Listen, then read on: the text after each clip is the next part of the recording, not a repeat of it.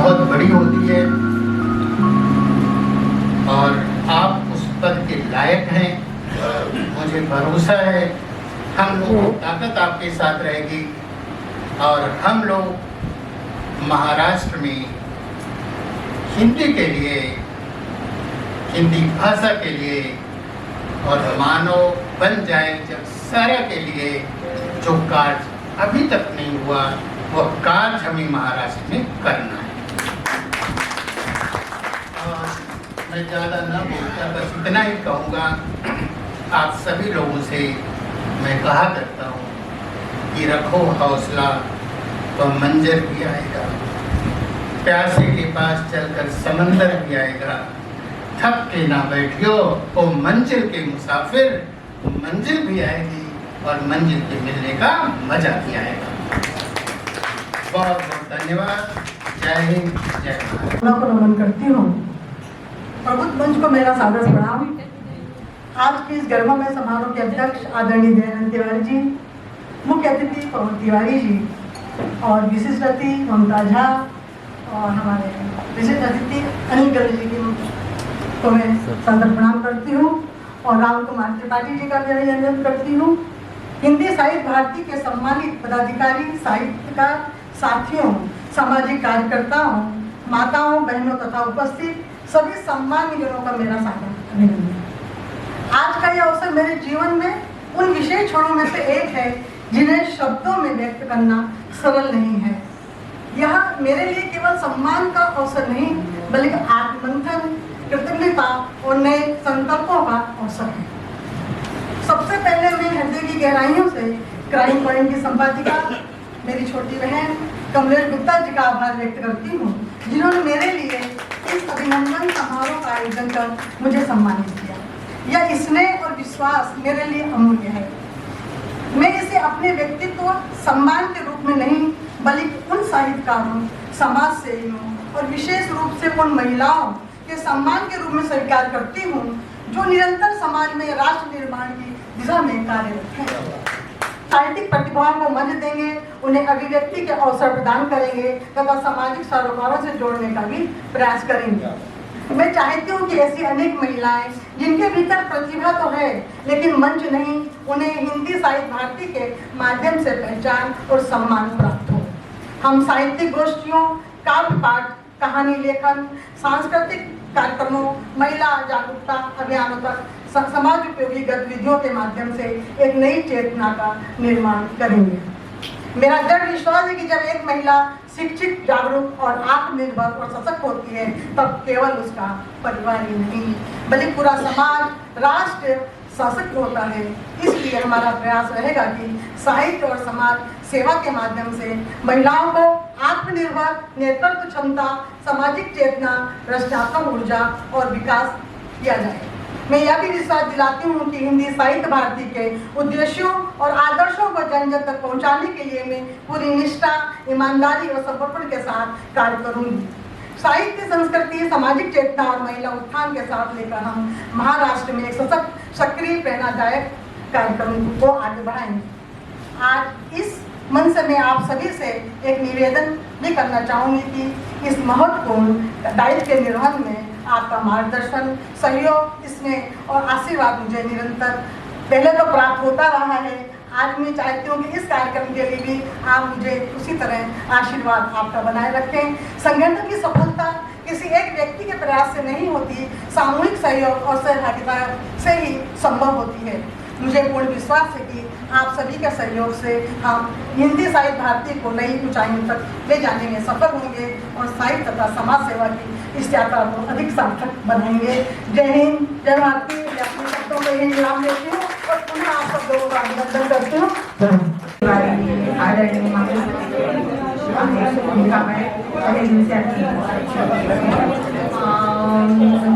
श्री पवन तिवारी जी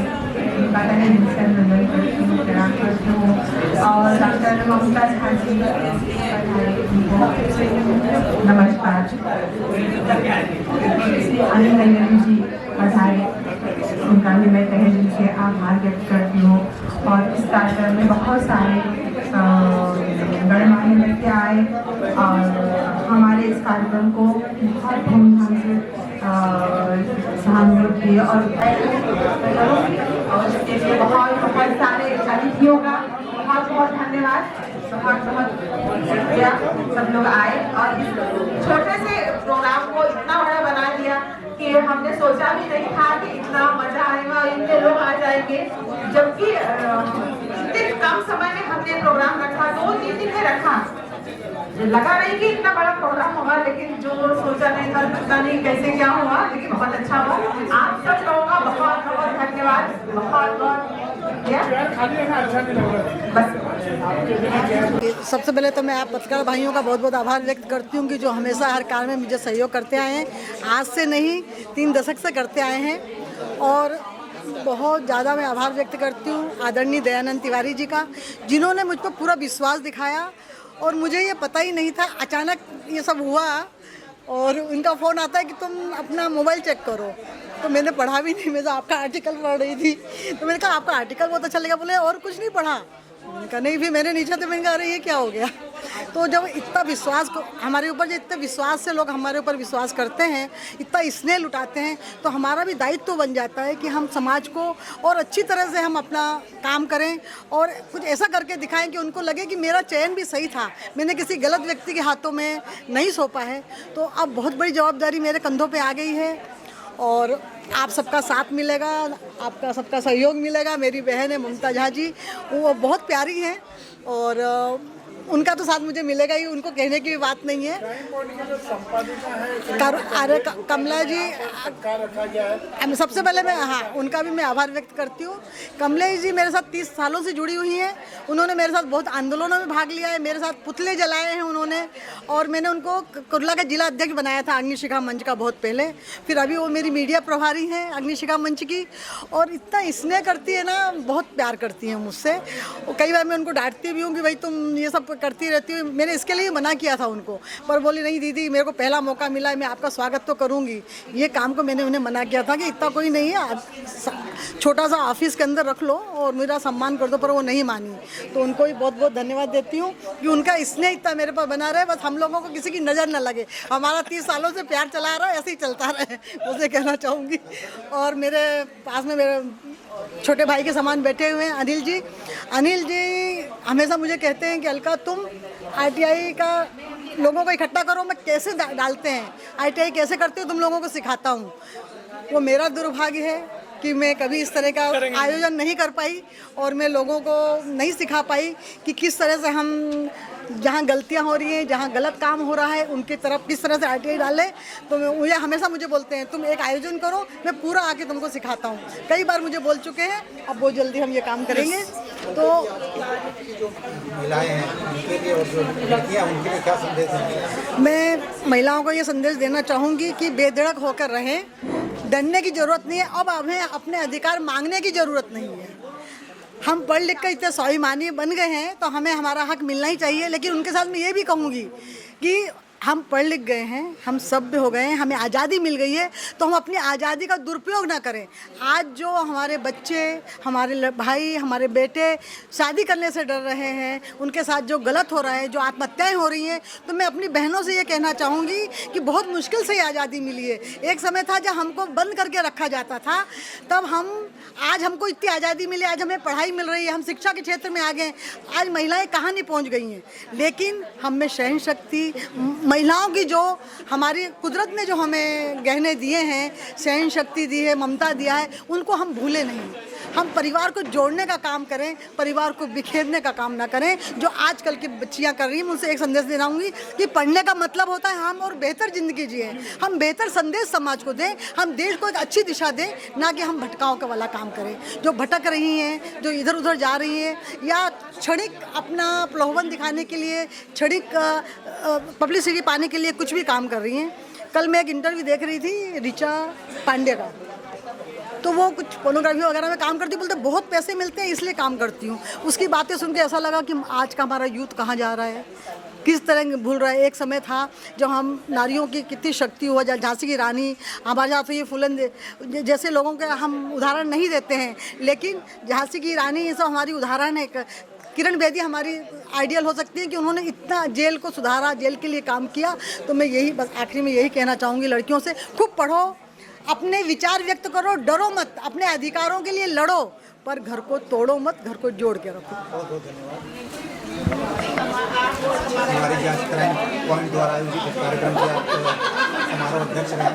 इस कार्यक्रम की आयोजिका कमलेश गुप्ता जी के बारे में 2 शब्द कहें और अलका जी भी यहाँ पर मौजूद हैं। आपके साथ जो सम्मानित मंच पर जो उपस्थित हैं उनके बारे में। सबसे पहले कमलेश गुप्ता का मैं धन्यवाद देता हूँ कि हिंदी साहित्य भारती अंतर्राष्ट्रीय संस्था, जिसके अंतर्राष्ट्रीय अध्यक्ष उत्तर प्रदेश के पूर्व शिक्षा मंत्री आदरणीय डॉक्टर रविंद्र शुक्ल जी हैं, उन्होंने अलका जी पर विश्वास व्यक्त किया और आपने इतना बड़ा कार्यक्रम का आयोजन किया। ऐतिहासिक press club, Mumbai press club में यह आयोजन हुआ, पूरा हॉल भरा हुआ था। ममता जी,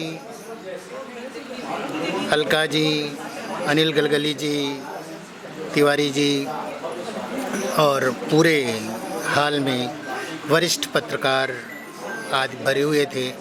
तो यह कार्यक्रम एक ऐतिहासिक कार्यक्रम के रूप में संपन्न हुआ और अलका जी को सभी लोगों ने बधाई दी। एक बार फिर मैं अपनी ओर से बधाई देता हूँ और मुझे विश्वास है, मुझे भरोसा है कि हिंदी साहित्य भारती की कमान महिला प्रकोष्ठ की जो इन्हें मिली है, यह ऐतिहासिक कार्य अपने टर्म में जरूर करेंगे। सर, आप समीक्षक के रूप में बहुत सारे विभिन्न बड़े बड़े अखबारों में आप अपना सक्रिय योगदान देते हैं। आज क्राइम पॉइंट ये भी एक पाक्षिक अखबार है, इसलिए थोड़ी सी समीक्षा करें। देखिए, क्राइम पॉइंट की जो संपादिका कमलेश है, वो बहुत ही निर्भीक है और निर्भीक पत्रकार आज के युग में खतरों से खेलता है। लेकिन मैं कमलेश को बधाई देता हूँ, उसका अभिनंदन करता हूँ, उसे शुभकामनाएं देता हूँ कि ऐसे ही आगे बढ़ते रहो और तुम जीवन में और भी सफल होगी। जिस तरह यहाँ पर क्राइम पॉइंट की संपादिका श्रीमती कमलेश गुप्ता जिन्हें यहाँ पर भव्य यहाँ पर सत्कार रखा गया है, श्रीमती अलका पांडे जी का किस तरह का संदेशा देना चाहेंगे मुझे और कमलेश जी का कार्य किस तरह रहा है? नमस्कार, मैं डॉक्टर ममता झा, साहित्य भारती, हिंदी साहित्य भारती की कोषाध्यक्ष के नाते आज जो यह कार्यक्रम आयोजित किया गया कमलेश जी के द्वारा, अत्यंत भव्य कार्यक्रम का आयोजन किया गया है। मतलब अलका जी का अध्यक्ष पद पे आना, उसकी शुरुआत ही बहुत धमाकेदार है। तो बोलते ना, आगे आगे देखिए होता है क्या।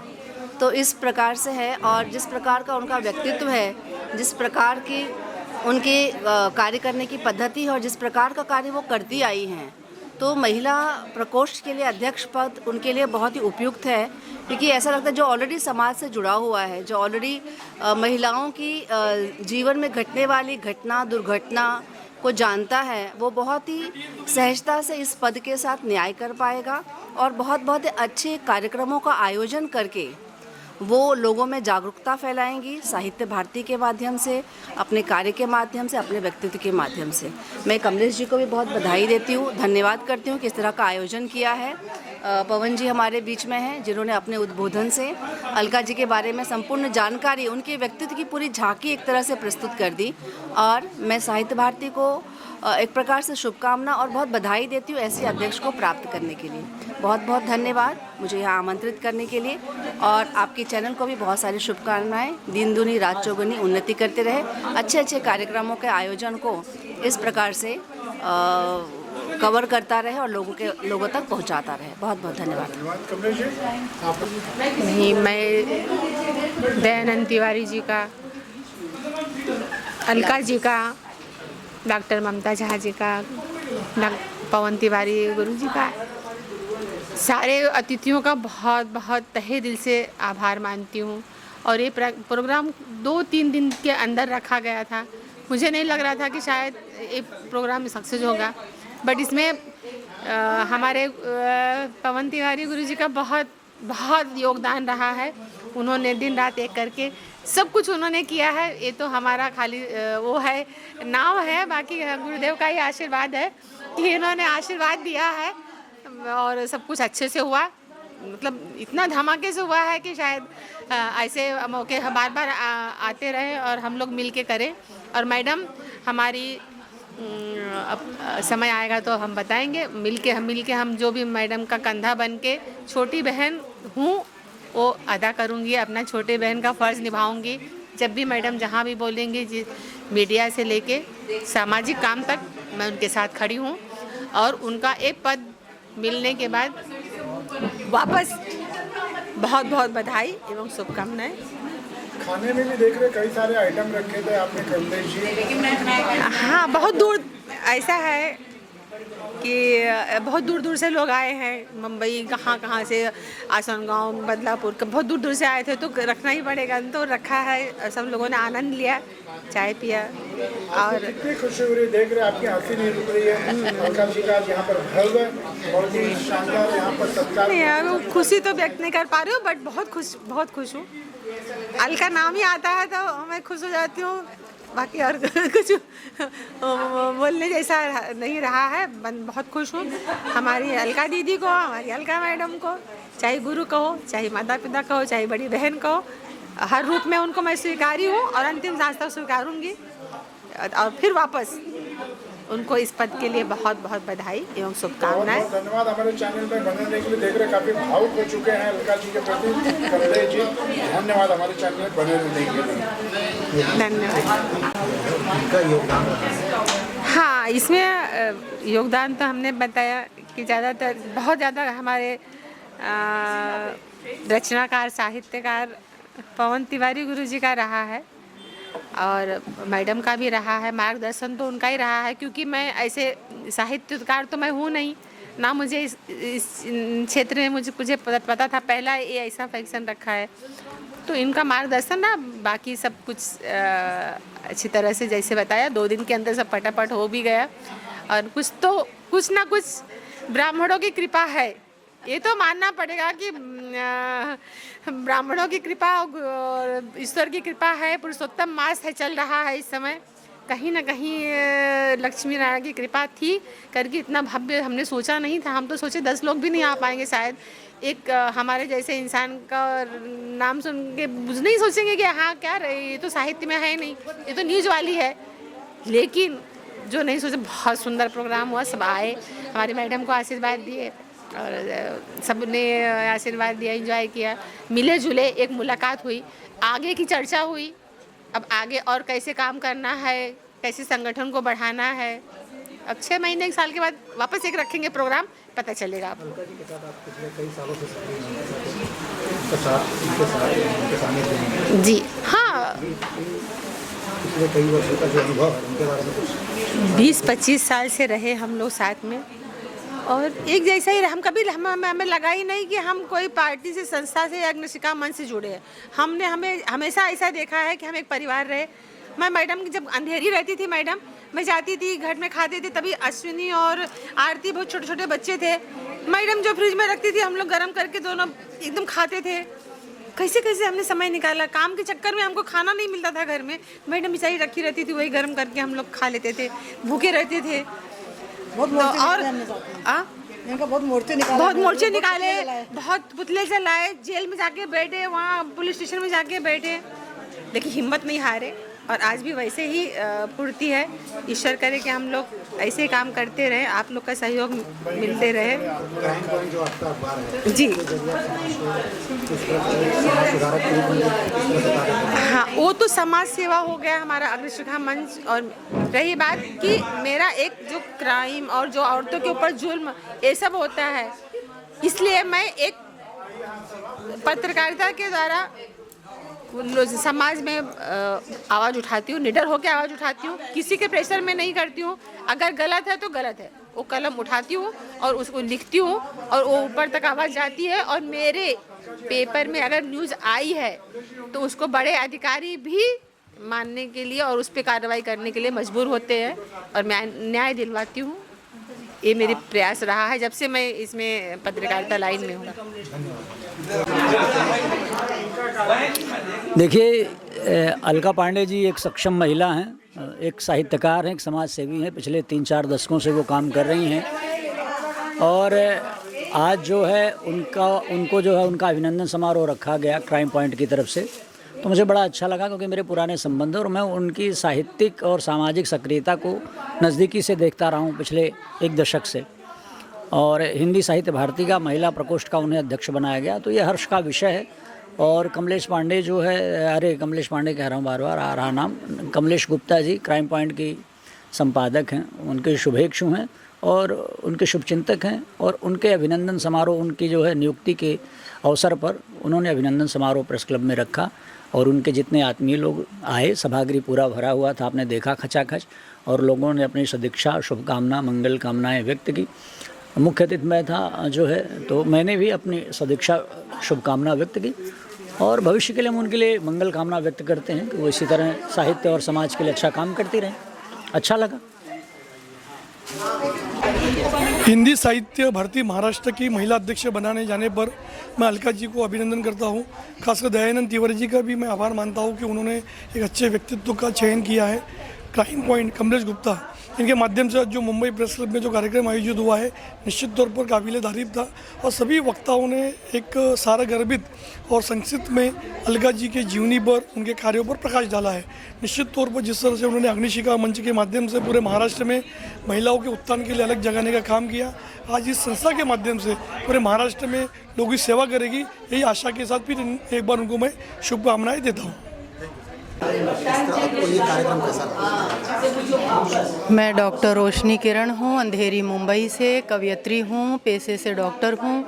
मेरी 5 किताबें आ गई हैं और ये आज जो कार्यक्रम में कमलेश गुप्ता जी क्राइम पॉइंट की वो हैं, संपादक हैं, और अलका पांडे जी को हिंदी साहित्य भारती का महिला प्रकोष्ठ का महाराष्ट्र का अध्यक्ष चुना गया है आज, और वो बहुत जाबाज महिला हैं, अच्छा काम करेंगी ऐसी आशा है, उम्मीद है, और बहुत अच्छी लेडी हैं और उनके स्वभाव से सभी लोग परिचित हैं और मुंबई के सभी लोग जानते भी हैं उनको। साहित्यकार जानते हैं, पत्रकार जानते हैं, सामाजिक लोग जानते हैं क्योंकि सामाजिक हैं वो, इसलिए तो कार्यक्रम तो बहुत ही अच्छा रहा और बाकायदे जो उनका सम्मान किया गया और सम्मान करके ये बताया गया कि हाँ भाई उनको ये पद दिया गया है, पदभार दिया गया है अध्यक्ष पद का, और मुझे विश्वास है वो बखूबी निभा ले जाएंगी।